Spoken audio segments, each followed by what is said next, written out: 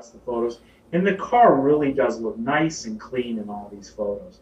It looks really, really nice and clean. And here's the next photo that raised the red flag, in my opinion. We look at the engine bay. It looks fairly clean.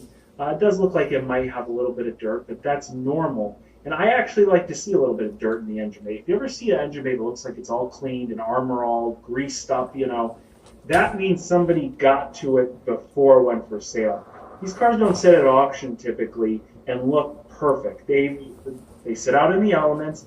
They're sometimes a little bit dirty, stuff that we can clean up in our own driveway. But you want to see a little bit of dirt. What stands out to me here is that this front piece, this is the air intake box, and there's an air filter sitting over here, strangely just in the engine bay. Now, at first I thought, well, maybe that's where it goes, and there's a cover that's missing over it. No, it goes here. If you see, there's little metal clips that unclip this piece, and basically it lifts up, you put that air filter in. And not to mention, that air filter, to me, looks brand new. Again, I won't know exactly until I go and look at it at the auction, but it looks brand new.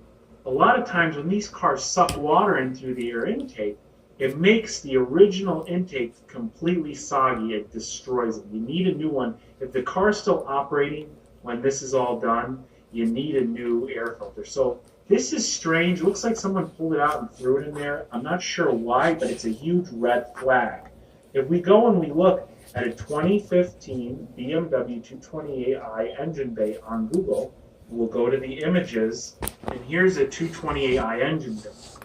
And we look, and we see it looks similar to what we're looking at on the site. But you can see right here, I believe that this would be some sort of oil cooler. There's no air filter right here at all. It obviously belongs under here, which somebody pulled out, discarded for whatever reason, whether it was somebody inspecting the car. It throws a huge question mark. So we go on 23,000 miles, and here's the photo that I originally talked about and the whole reason I made this video.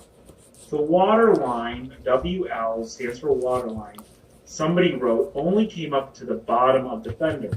Now, if we look, that will be high enough to make its way into the cabin a little bit. But if you saw the videos on my Jetta, water making itself into the cabin that low. Now, again, my Jetta, the water is actually coming from up top into the car, funneling down into the floor. Well, a flood usually comes from the ground up. Well, water gets on the floorboards and it can damage the carpets and things like that.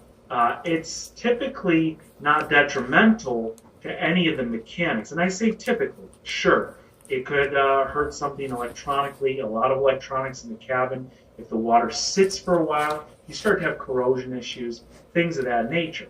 But we're talking about a car where the water line says it's only to the bottom of the fender.